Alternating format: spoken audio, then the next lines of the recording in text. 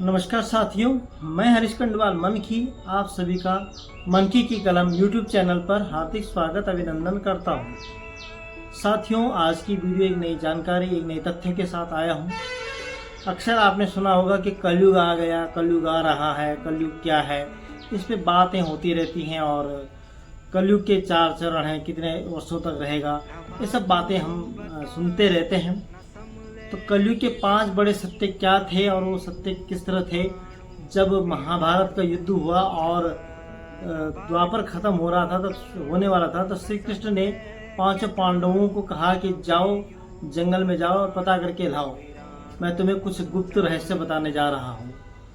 तो वो क्या गुप्त रहस्य थे और 5 या कड़वे सत्य जो भगवान श्री कृष्ण ने अर्जुन और 5 पांडवों को बताए, उस पर हम बात करेंगे। आज का वीडियो बहुत ही अच्छा बनने जा रहा है, बनने वाला है आप लोगों के लिए। तो आप वीडियो के अंत तक बने रहिएगा, सुनिएगा वो तत्व। और आज वो चीज़ें हो भी रही हैं, उन पे जो जिसने लिखा है वो बहुत अच्छा लिखा है, तो उस पर हम बात कर रहे हैं। क्या आपको भी लगता है कि ऐसा हो रहा है? क्या आपको लगता है कि ये कलयुग के ये प्रमाण सही है? तो आप वीडियो के अंत तक बने रहिएगा, देखते रहिएगा, उन बातों पर आकलन कीजिएगा।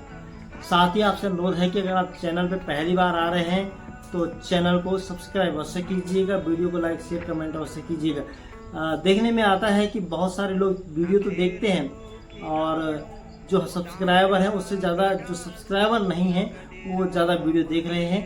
अगर आप भी ऐसा है कि आप अभी तक आपने चैनल को सब्सक्राइब नहीं किया है तो कृपया चैनल को सब्सक्राइब अवश्य कीजिएगा, और ताकि हमें इस तरह का मोटिवेशन मिलता रहे, प्रेरणा मिलती रहे। तो चलिए चलते हैं उन 5 कड़वे सत्य को जानने के लिए।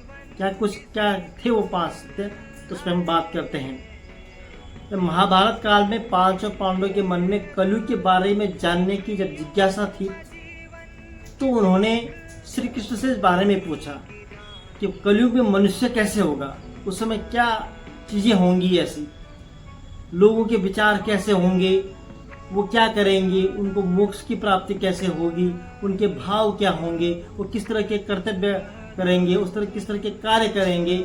तो उनके मन में यह जिज्ञासा थी।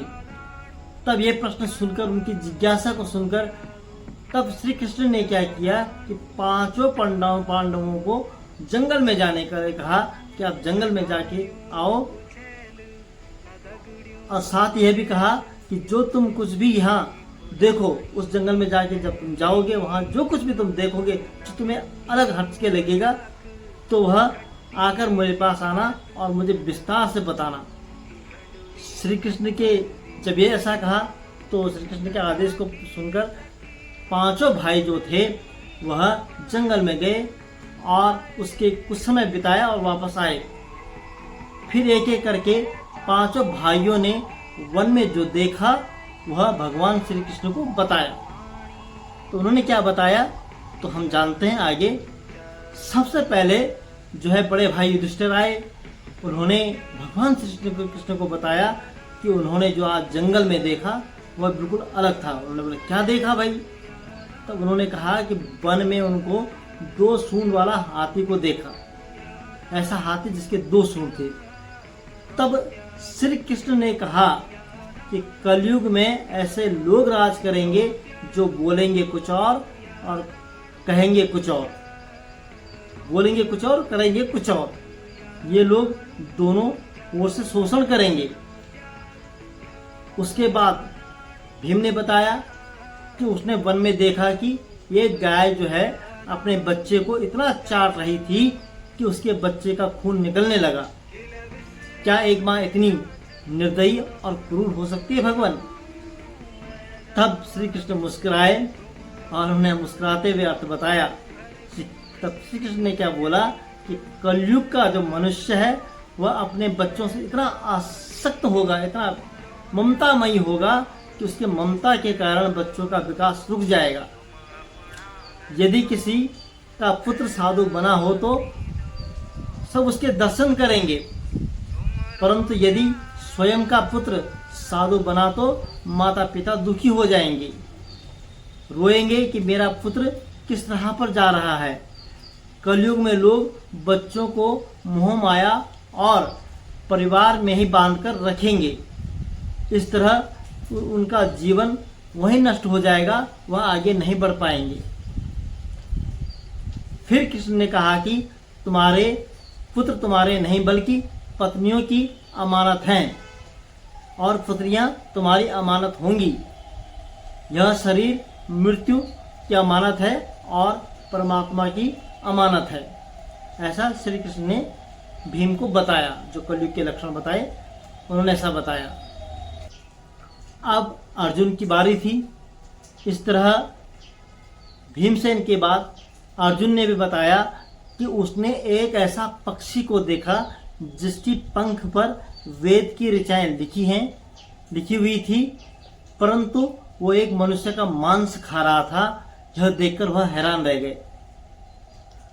तब श्री कृष्ण ने बताया कि कलयुग में ऐसे लोग होंगे जिन्हें विद्वान कहा जाएगा, किंतु उनकी मनसा यही होगी कि किसकी मृत्यु जल्दी हो जाए, जिससे उसकी संपत्ति को अपना लिया जाए। व्यक्ति का ओहदा चाहे कितना भी बड़ा क्यों न हो, किंतु उसकी दृष्टि दूसरों की संपत्ति पर बनी रहेगी।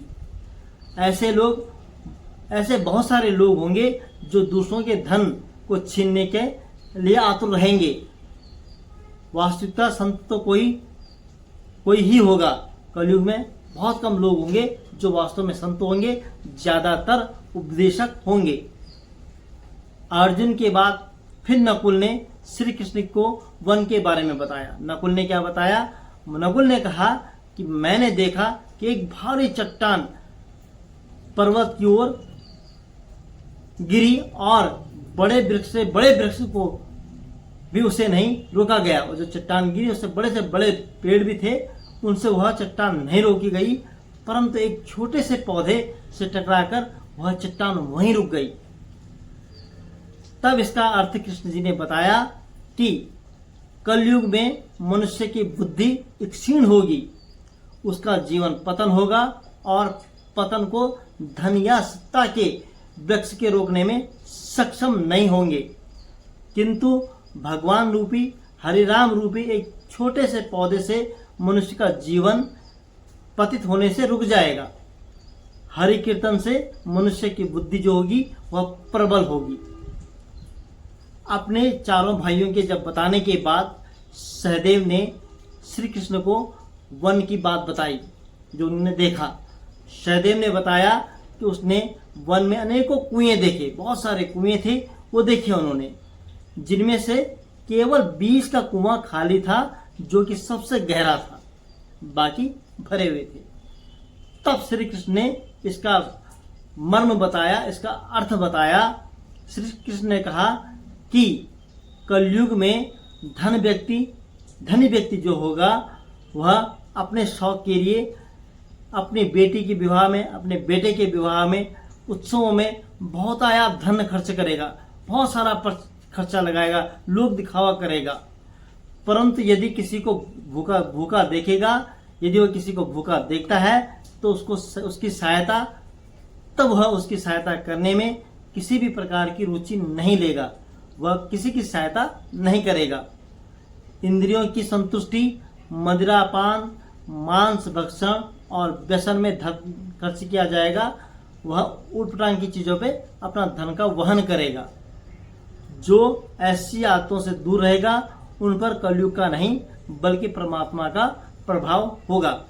यह जो है श्री कृष्ण ने पांचों पांडवों को कलयुग के बारे में यह बात बताई। अब आप इस बात पे कितना सहमत हैं? क्या वास्तव में कलयुग के ये लक्षण जो बताए गए हैं वह आपको भी परिलक्षित होते हुए दिख रहे हैं? क्या वास्तव में ऐसा हो रहा है? हालांकि अधिकांश जो चीज़ें इसमें बताई गई हैं ऐसा हो रहा है, और आगे क्या कुछ होता है ये तो भविष्य के गर्भ में है। तो इस तरह की जो जानकारियाँ हैं, इस तरह की जो वीडियो हैं, हम आप तक पहुंचाने का प्रयास करेंगे। वीडियो आपको कैसे लगी आप अवश्य बताइएगा। फिर मिलेंगे एक नई जानकारी, एक नई वीडियो के साथ कल। तब तक के लिए विशेष धन्यवाद, आभार।